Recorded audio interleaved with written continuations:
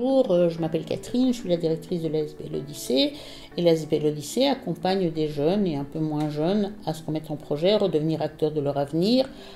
enfin en tout cas c'est ce qu'on désire, peu importe leur situation sociale, familiale, pédagogique, financière et autres.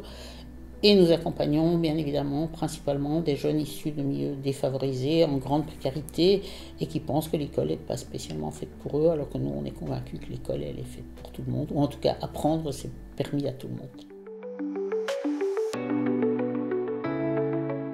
Alors le décrochage scolaire, il y a pas mal de définitions qui ont été données pour le décrochage scolaire, mais disons que moi ce que je retiens en tout cas, c'est que ce sont des jeunes qui petit à petit vont se désintéresser de l'école, des matières, et à un moment donné ne plus du tout pouvoir y trouver sa place. Mais il faut savoir par ailleurs qu'il y a différents types de décrochage, qu'il y a du décrochage passif et qu'il y a du décrochage actif, et qu'il y a aussi ce qu'on appelle du décrochage de zapping, c'est-à-dire le décrochage passif, c'est des jeunes qui vont continuer à venir à l'école, mais en fait s'y désintéresser complètement, et il y a quand même une probabilité à un moment donné qu'ils décrochent de manière vraiment active, mais pas toujours. Tu vas avoir les décrochages qu'on appelle plutôt le décrochage de zapping, c'est-à-dire des jeunes qui vont choisir les profs et les matières qui leur plaisent bien et tout le reste ils ne viendront pas, mais en conséquence il y a une forte probabilité aussi qu'ils ne réussissent pas, donc du coup ils décrochent aussi. Et puis tu as ceux qui passent vraiment à l'acte parce qu'à un moment donné ils sont tellement mal avec eux-mêmes et mal avec ce qui se passe dans l'école et avec tout ce qui se passe dans leur entourage,